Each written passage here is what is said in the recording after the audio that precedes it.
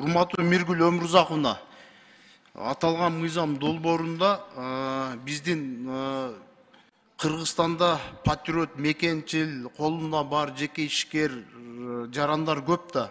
Демөөрчүлүк кылып мектептерге жардам берсек, мыйзам жол береби? Анан ушу боюнча айтып койсоңуз, анан демөөрчүлүк кылып алып, анан мугалимдерди мындай подстава кылып койбойбузбу?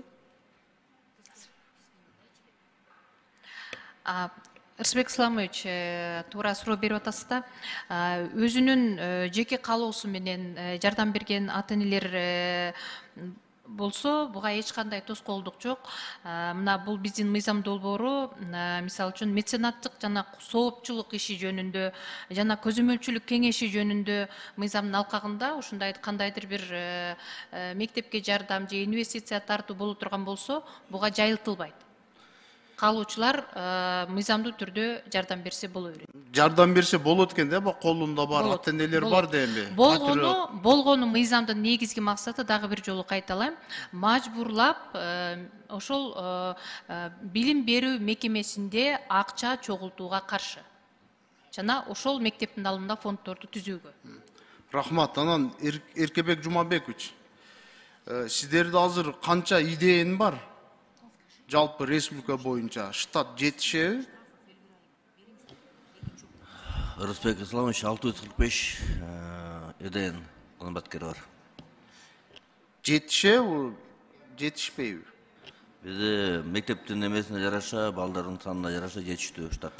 Шаарда жана кесиптештерибиз айтып кетти, жаш балдардын, окуучулардын укугун коргоо керек, анан кароолчулар турат деп айтып атпайбы?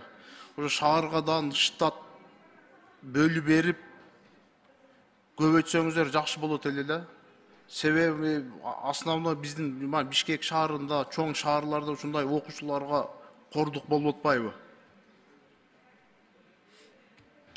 Рысбек Исламович, бизге ар бир мектепке андай кылып кароолчу кылып идеяны инспектор койгонго биздин андай мүмкүнчүлүк жок. Жок, кароолчулук эмес. Андай көп болот да, бизге көп штат керек. Жок, кароолчулук эмес. Инспекторлор барып өзүнүн жумушун аткарат да, жаш балдар менен иштепчи.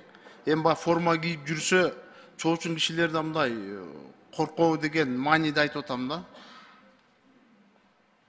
Рысбек Исламович, бизден ар бир инспектор идеян эртемеки жумушун баштайт, мектептен баштайт ар бир инспектор.